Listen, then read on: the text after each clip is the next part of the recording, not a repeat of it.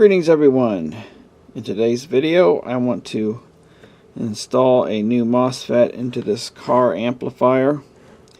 If you follow my channel, a while back I did a video on this where a viewer bought this off of eBay in non-working condition and sent it directly to me, and I found that there was a shorted MOSFET output transistor in one of the channels. So I took that out and put a substitute in, and the amp works. So now I want to put a proper substitute in. The one I put in was just a random part I had, but I want to match up a part because the original transistor is now obsolete, which so often happens. So what I want to do is discuss a little bit how you look at the parameters for selecting a replacement MOSFET transistor for a linear amplifier. In other words, this is class AB, it is not a class D amplifier. So there are definite differences there when you're looking for a substitution part. If you ever looked at the data sheet for a MOSFET, you might notice that there are a whole lot more parameters listed on it as compared to a bipolar junction transistor. And that's because, well, it's a different 3-pin amplifying device. Plus, they are the go-to component for designers looking to build switch mode supplies and things like that. So the manufacturers will supply useful information to the designer on the data sheets that'll help them out. So that's why you see a lot of those parameters there. And to match up a transistor for linear use, you really only need to look at a few parameters. And that's what I'll go through here. So the FQA28N15 is an obsolete transistor. That's the one that came out of the amplifier and was shorted. And the one I found was a IRFP250N. So I looked around on DigiKey and come up with that part. It seemed to have the closest matches I needed. You know, if I spent a lot more time looking through thousands of MOSFETs, maybe I could match something up tighter, but this will work just fine. Well, the first thing is the case style. This is a TO3P device, and that style of packaging is becoming obsolete. There's slim pickings as far as that goes for available MOSFETs.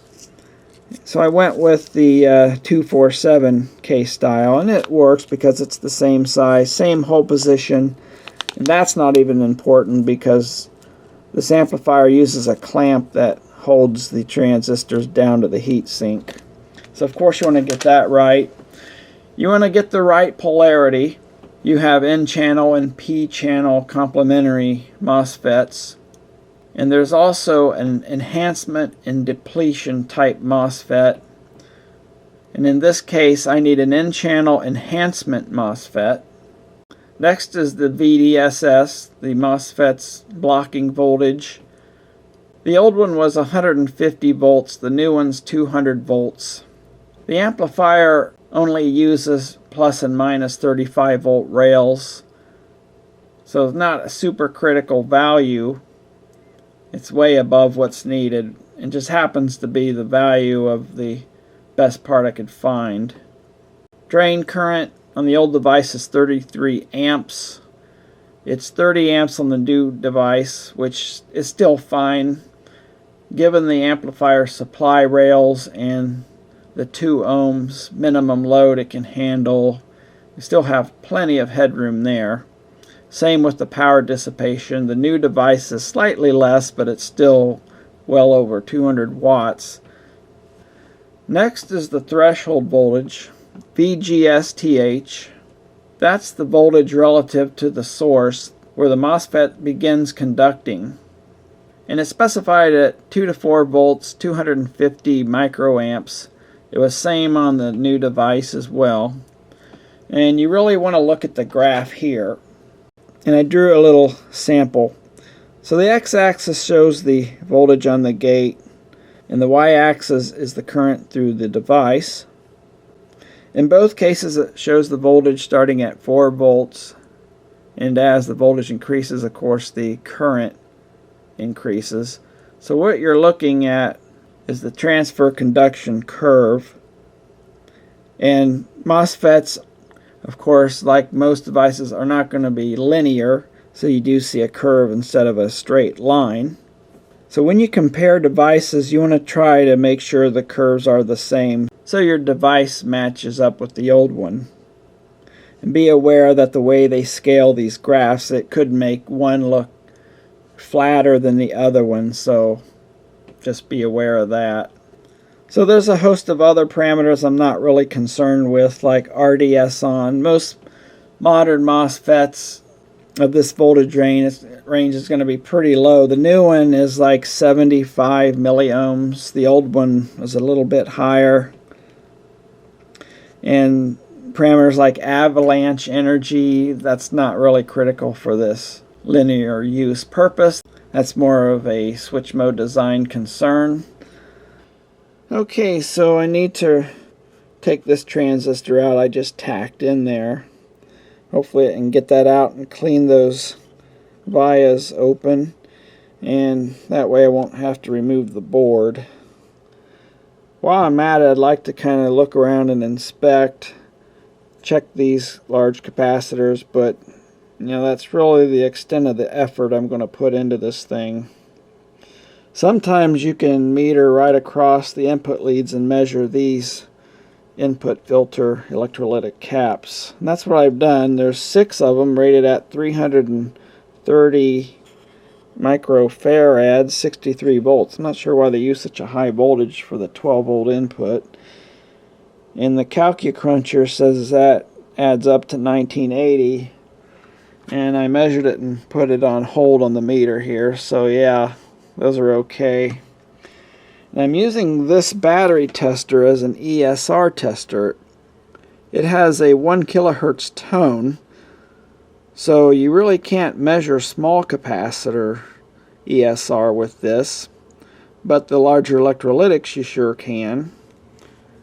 And 11.5 milliohms, so those are measuring very good. So I'm going to have to see if I can get a measurement off of these guys here. Those are capacitors are high component failure devices, so you might as well test them if you can. I'm not really going to worry about the small ones. It'd just take a lot of effort to test all of those. And of course, testing the amp on the analyzer, testing its max output and square wave tests and things like that might reveal any other problems if there are any. Okay, so I'll go ahead and see if I can get this transistor installed.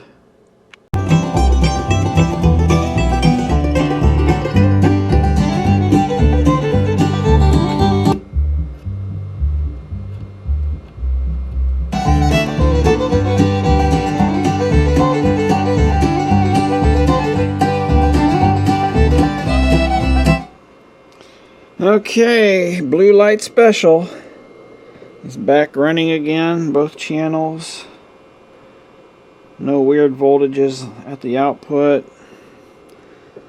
I did measure the ESR across those capacitors by going across the rail. I can't actually measure the value, and I'm not going to take the board out just to do that.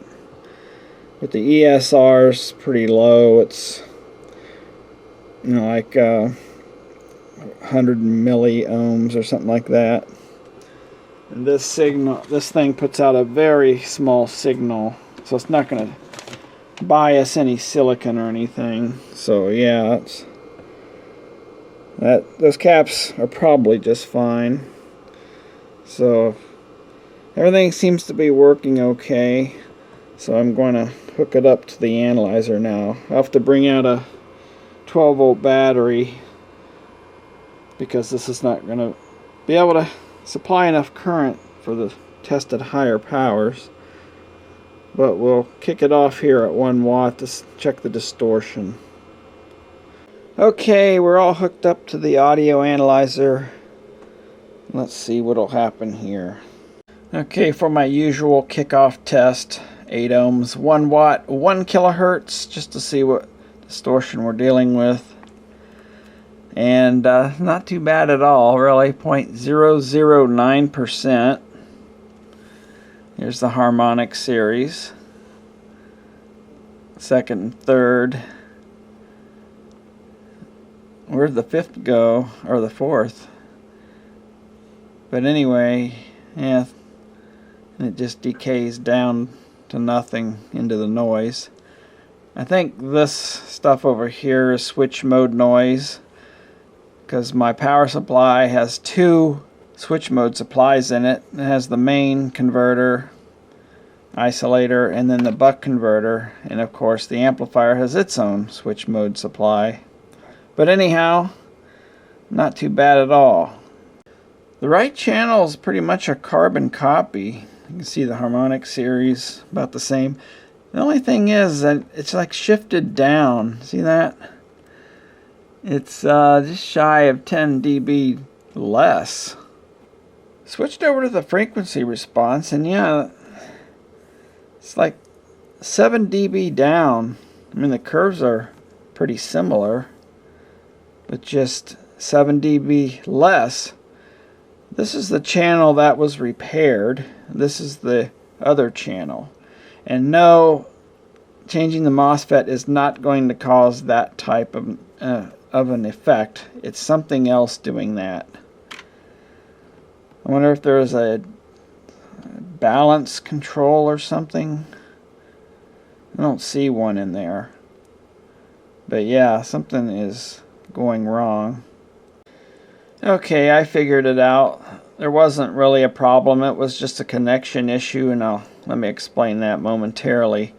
But you can see the amplifier channels are now tracking each other pretty closely. There is a bit of deviation at the top end, and that's just that switch mode junk getting in. And this is as flat as I can get it. You can see there's about 1.5 dB bumps. I have that boost thing, whatever they call it, turned all the way down. This is as flat as I can get it. I have the switch set to all pass. There's a low pass mode for subwoofers and a high pass mode for regular speakers. I just have it set for all pass, and this is as flat as it gets. Okay, so here's what's going on with the connections. The speaker output terminals are labeled as such. The left channel amp is connected to the positive, and its negative is to the amplifier's ground, as you would expect. But the right channel amp output is connected to the negative terminal, and its positive is connected to ground. Why is that? Well, facilitates easy bridging.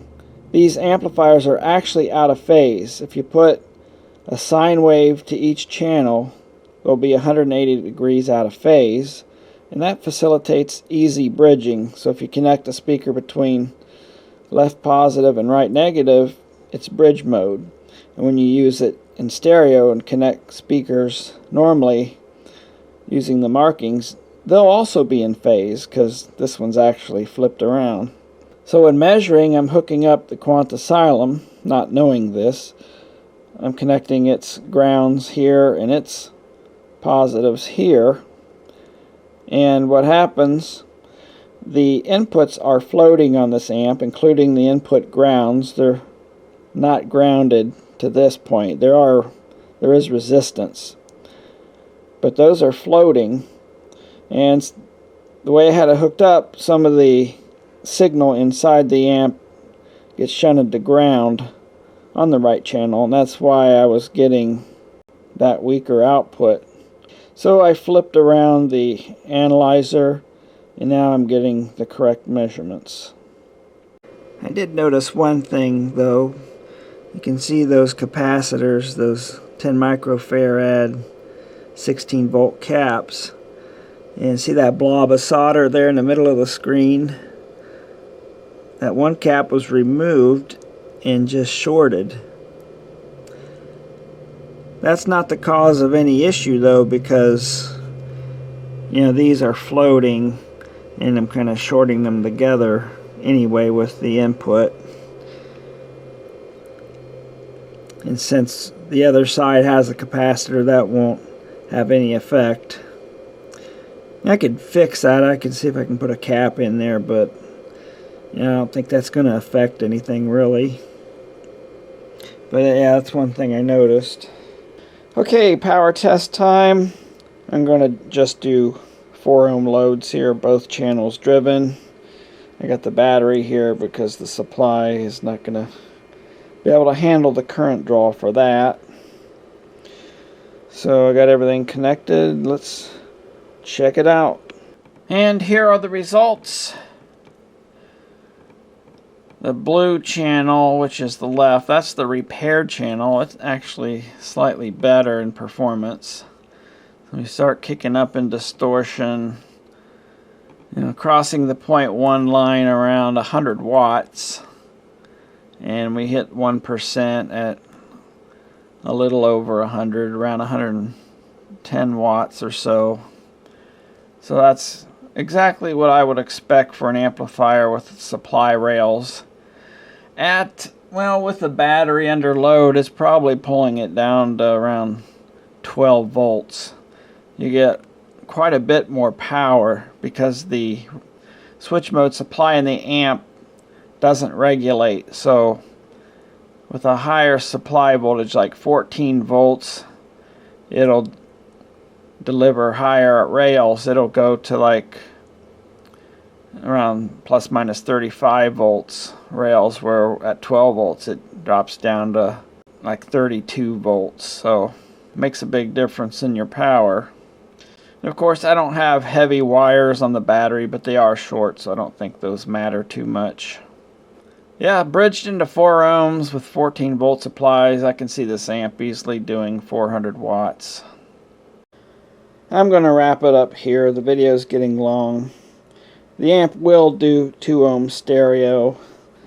I don't really have heavy enough wire, and I don't really have a 2 ohm load. This switches between 4 and 8. Not really into car stereo stuff much. But yeah, I think the amp's fine. It'll meet its specifications. I have no use for it. Hopefully the guy who sent it to me wants it. Not really feasible to set it up for Class A. Have to make adjustments to it. Can't really adjust that supply. You'd want to turn the supply voltage down. You'd have to do some modding. And I don't know how high you can turn this bias. Plus the heat sinking's not meant for Class A. It does have a large mass of aluminum for the heat sink. However, Class A is continuous, and once that mass heats up, you've got to get rid of the heat. And there's not enough fins on this for dissipating heat. So yeah, I wouldn't monkey with Class A with this thing. But that'll wrap it up for this one. Thanks for watching. Catch you in the next video.